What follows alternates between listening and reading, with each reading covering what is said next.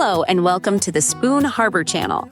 If you love simple homemade desserts that come together in minutes, you're in the right place, and you're gonna wanna stick around for this one. Today we're making a simple apple cake, and trust me, this one's a keeper.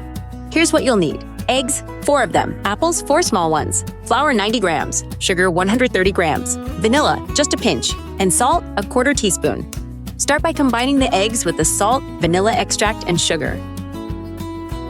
Then beat everything with a mixer until it's light, fluffy, and pale.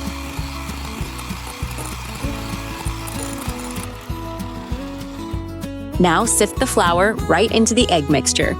Gently fold it in with a spatula, lifting from the bottom and giving it a little shake as you go. This keeps all that beautiful air in the batter. If you're enjoying this, take a second to subscribe. We've got a lot more easy recipes coming your way. Next, cut the apples into small cubes, about 1/2 inch each. Spread them out evenly across the bottom of an 8-inch pan. Now pour the batter right over the top.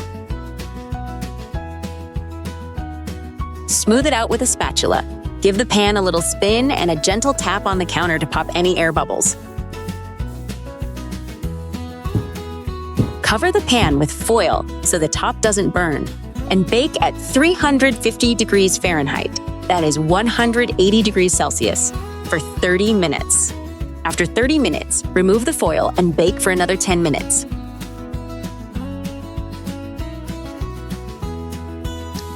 So what do you add to your apple cake to make it even better? Drop it in the comments. I'm always looking for new ideas. Once the cake has completely cooled, dust it with powdered sugar. This cake came out incredibly soft and fluffy, and the apples make every bite so juicy.